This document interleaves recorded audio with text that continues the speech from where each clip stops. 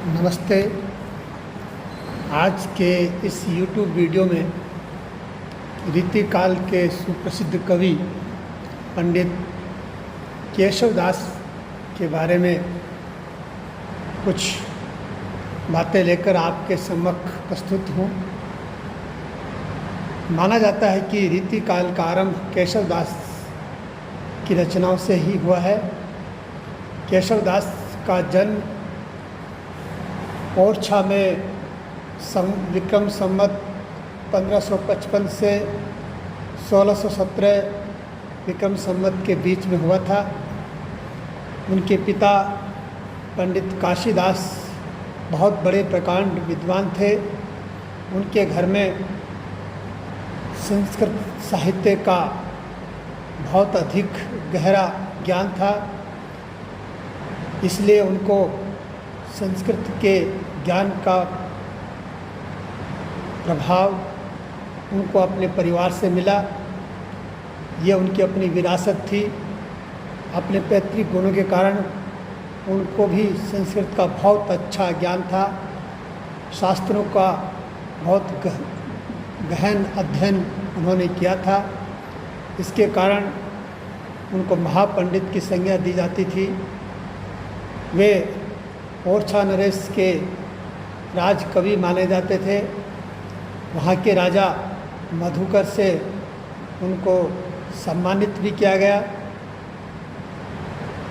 उनके बारे में ऐसा कहा जाता है कि उनके घर में उनके पालतू तोते भी संस्कृत में बात किया करते थे। इससे आप सहज अनुमान लगा सकते हैं कि कवि केशव दास का घर कितना पांडित्य से परिपूर्ण था। उनकी एक कुछ छंद, कुछ कविताएं आपके पाठ्यक्रम में है। उनकी रचनाओं को समझने से पहले केशव के बारे में थोड़ा बहुत जान लेना जरूरी है, जिससे क्या है कि उनकी रचनाओं को समझने में आप सबको आसानी हो। आचार्य केशव दास सच्चे अर्थों में राजकवि थे। वे पंडित थे, आचार्य थे, कवि थे, राजनीतिज्ञ थे और कदाचित भक्त भी थे। उन्हें अपने पांडित्य पर बहुत गर्व था।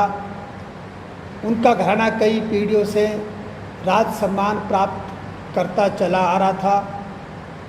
ओरछा नरेश महाराज रामशाह के अनुज इंद्रजीत सिंह उन्हें अपने गुरु तुल्य मानते थे।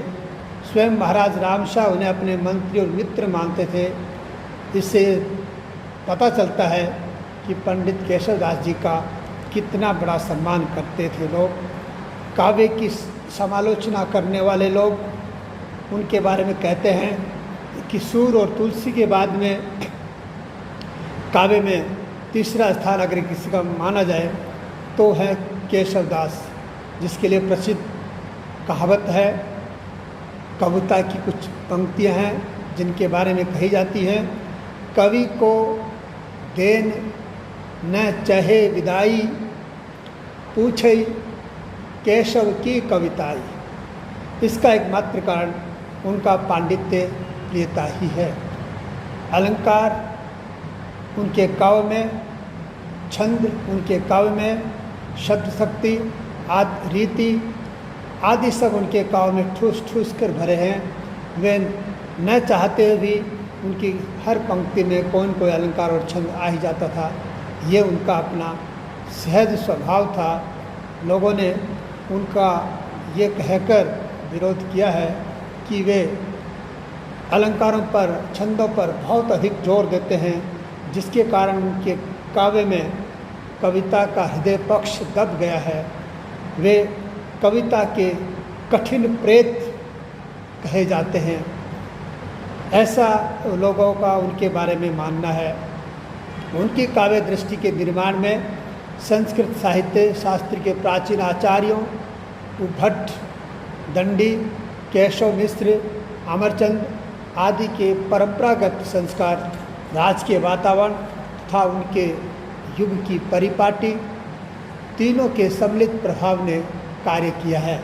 इसलिए उनके काव्य रीति के प्रति आग्रह, पांडित्य के प्रति मोह, श्रृंगारिकता के प्रति रुझान और भक्ति के प्रति आकर्षण है। उनके व्यक्तित्व को समझना थोड़ा जटिल है, फिर भी कवियों ने उनके काव्य को बहुत गहराई से समझा है। कवि की जो प्रमुख रचनाएं हैं, उन रचनाओं में कुछ कृतियों के नाम मैं आपके सम्मुख रख रहा हूँ। पहली उनकी जो रचना है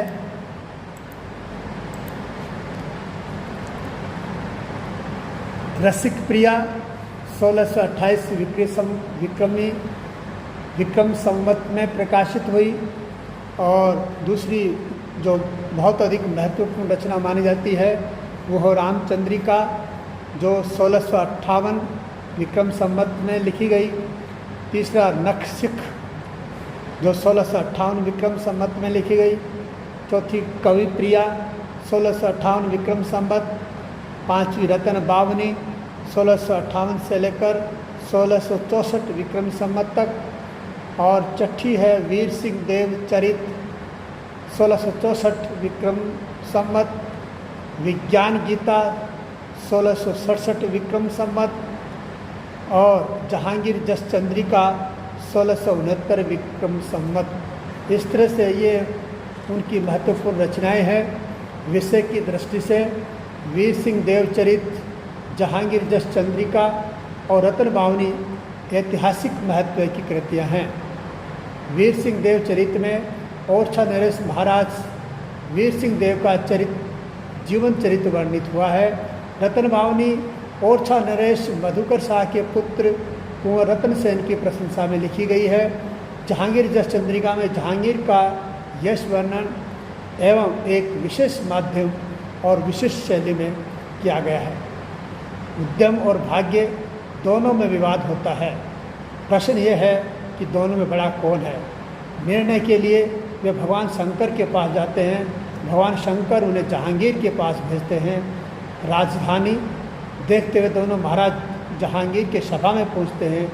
इस प्रसंग में सम्राट जहांगीर, उनके सभासदों तथा अधीनस्थ राजाओं का वर्णन किया गया है।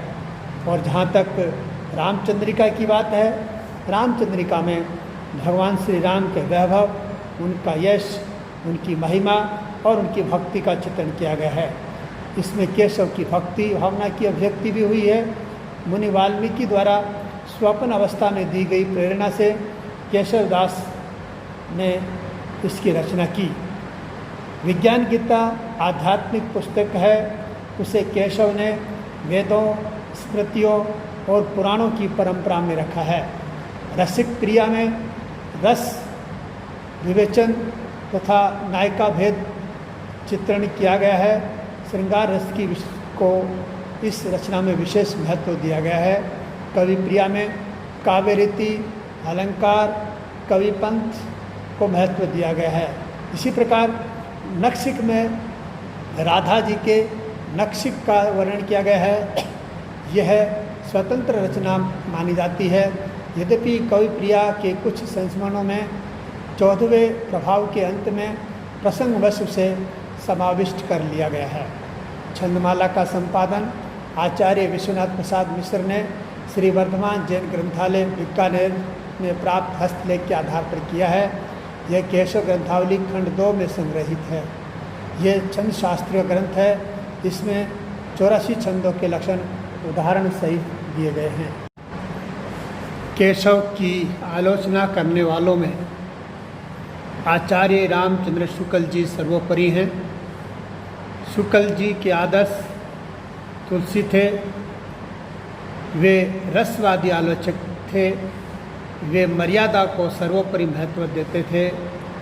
वे काव्य की उस भूमिका को महत्व देते थे जिसमें लोक मंगल की भावना थी। कोरी कलाबाजी से उन्हें चिढ़ थी। वे प्रबंध काव्य को अधिक महत्व देते थे। इसलिए शुक्ल जी की नज़र में केशव की स्थिति तुलसी से ठीक विपरीत थी।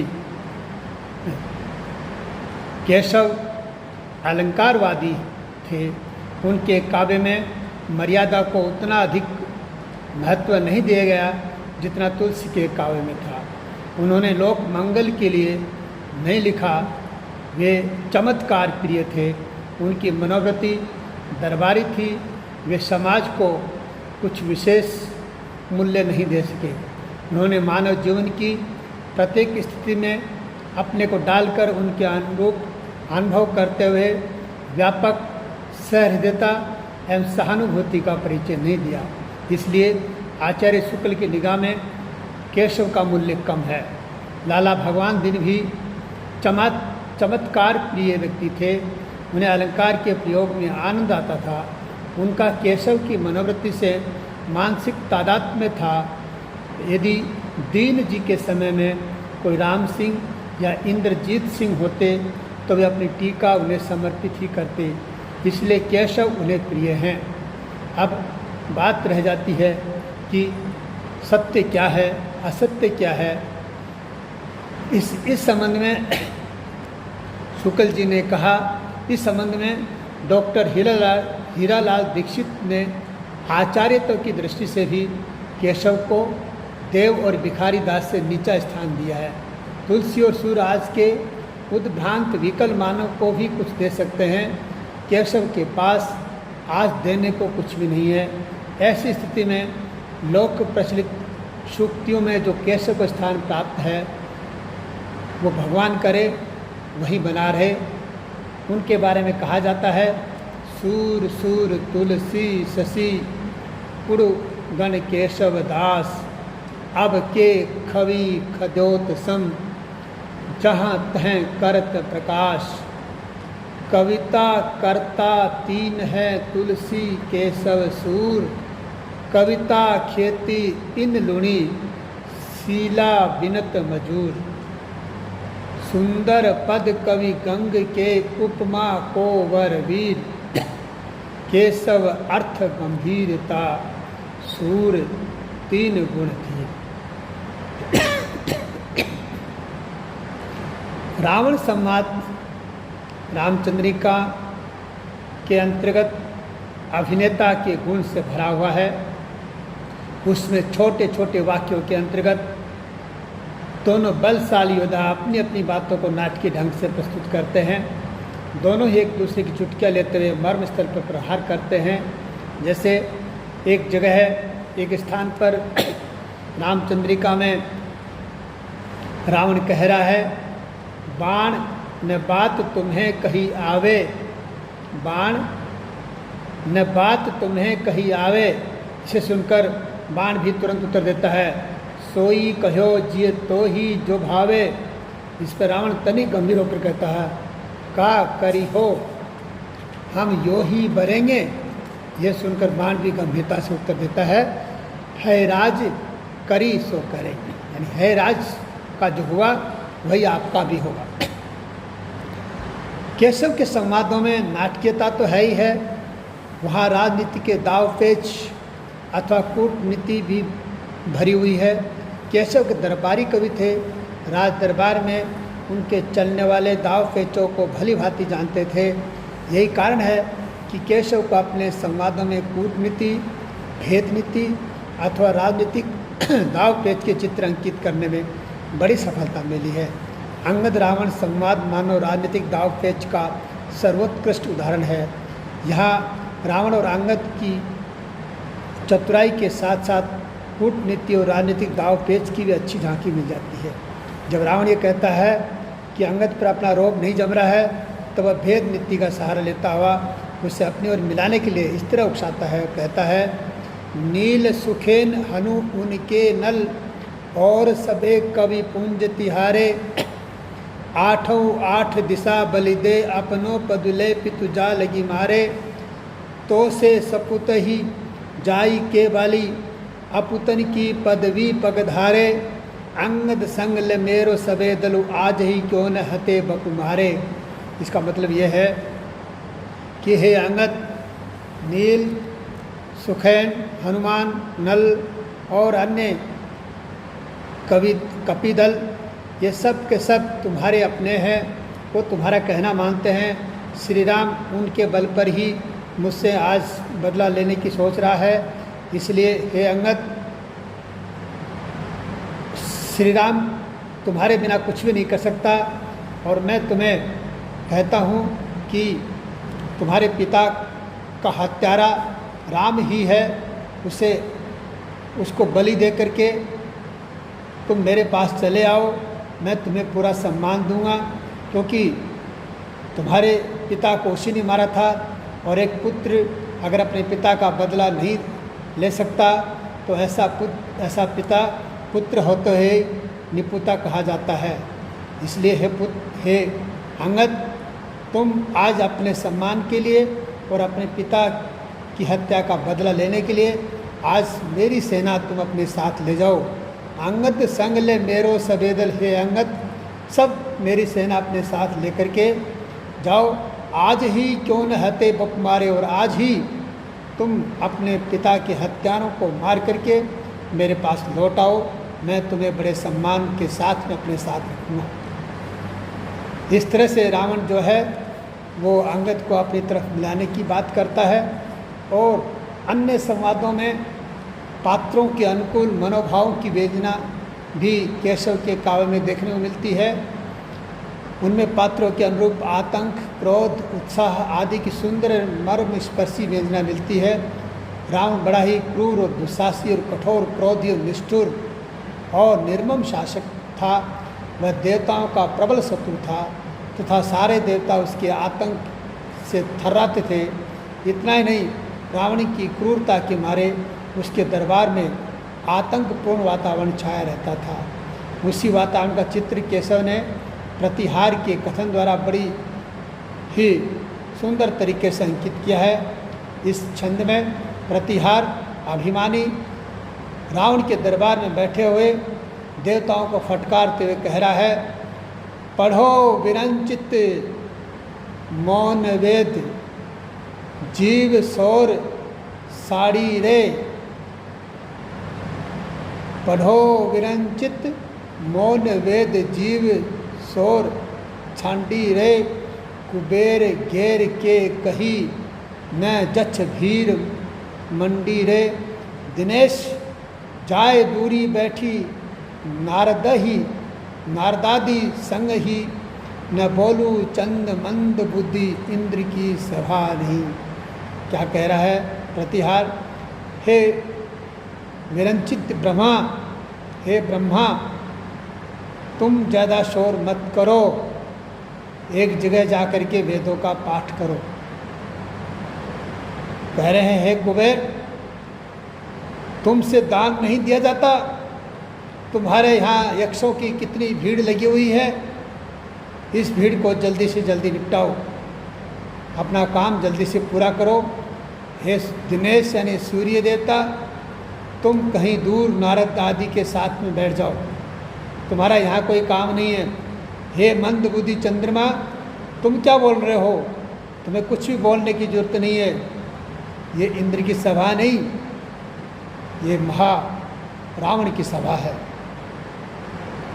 ये रावण की सभा है। इस प्रकार रावण का प्रतिहारी देवताओं को फटकारता है। इससे पता चलता है कि केशव के काव्य में किस प्रकार पात्रों के मनोकुल व्यंजना प्रकट हुई है और किस प्रकार उनकी जो संवाद योजना है सुंदर बन पड़ी है।